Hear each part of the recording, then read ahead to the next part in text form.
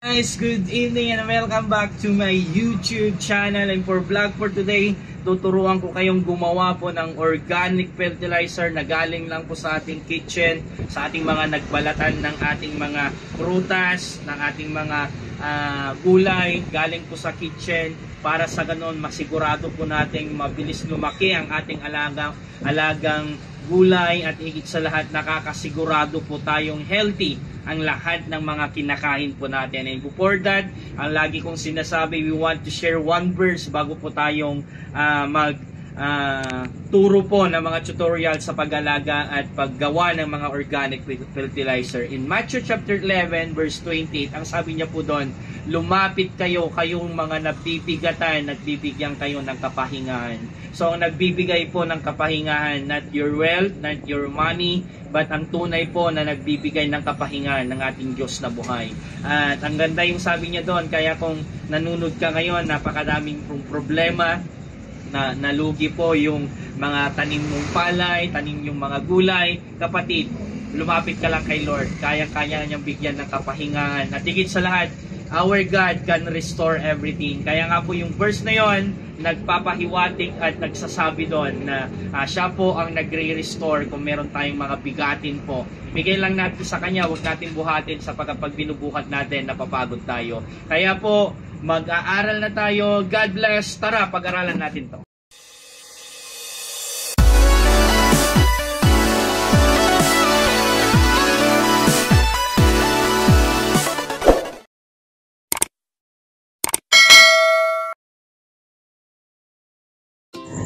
So kapatid, nakikita natin na may mga iba't ibang klaseng nagawa dito. May mga nagbalatan ng itlog, merong galing po sa lukban, nanggaling po sa bakwan, meron din dito saging, or kung ano man po ang naging waste nyo po sa kusina nyo. Kung may mga gulay, pwede nating ilagay yan.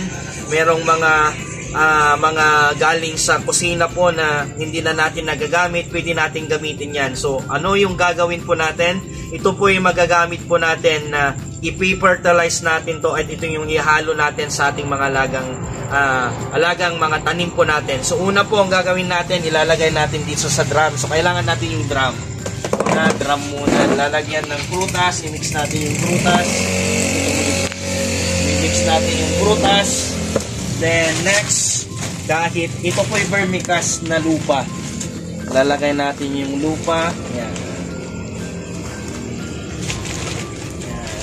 Pag nakuburan na yung unang mga waste natin na mga prutas na nagbalatan at mga gulay, yan, lalagyan ulit natin.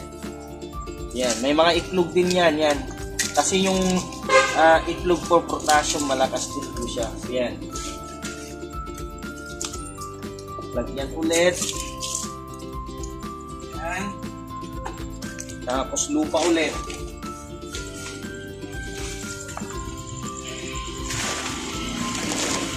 Sige lang.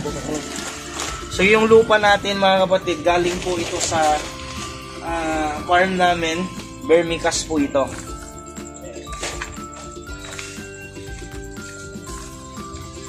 So ganun lang po yung ginagawa natin. After makuburan ulit yung unang nilagay natin mga gulay, yung waste natin, lagay ulit natin itong mga gulay.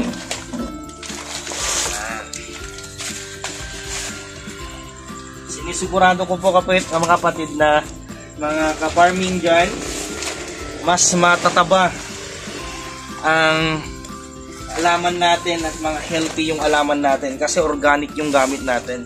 And napakabisa po nito. Mamaya papakita ko yung mga halaman natin.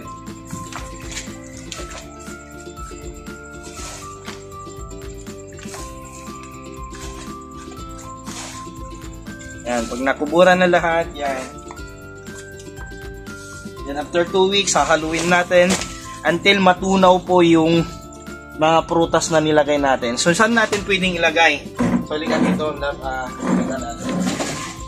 saan natin pwedeng ilagay? Pwede natin ilagay dito sa mga vlog to, sa mga paano kong gawin ito. Meron akong vlog sa kanyan. So after po na ma-decompose mga ngayon, after 1 month or 2 months or 1 month lang, pwede na ilagay natin dito Paglagay natin po dito, may takip yan, lalagay yan. Itong bottle na to, may mga butas sa loob. Then pag titiligan natin dito, pupunta agad sa ugat ng ating mga halaman. So yun yung kagandaan po ng may ganito na tanim. So pakita ko dito meron din dito. So napaka-healthy po yung mga halaga natin. Yan. Tingnan niyo po yung kamatis natin. Papakita ko yung kamatis natin. Ang ganda po yung kamatis. Yung lagyanan niya nandito. Pwedeng direct na yung mga dahon doon, yung mga nagbalatan natin. Pwede din yung ginawa ko, ilagay natin doon para yung katas po ng lupa, yun po yung magiging fertilizer po ng alaga natin. Tingnan nyo po yung mga alaga ko po. Itong Chinese kangkong natin, ang ganda na po. Yung bilis lumaki. Kasi yung mga lupa na gamit ko, lagi ko sinasabi, number 1 yung lupa. Kung maganda yung lupa, napakabilis pong lumaki po. Tingnan nyo po yung aking Chinese pitsay. Kakalipat lang namin 2 days pa lang yan. Ang bilis lumaki. Kasi yung nutritious po ng lupa ng ating alaga, maganda po. So yun po yung vlog natin for today. So sa langanan dito po, sa nanunod sa aking channel, meron ka ng tips sa pag-aalaga ng halaman. Higit sa lahat, meron ka pang mga verses na natututunan sa amin. So don't forget to share, subscribe my channel, pundutin mo yung notification bell para sa ganun updated ka sa mga i-upload natin ng mga video. So yan, dito na lang. God bless and see you next vlog.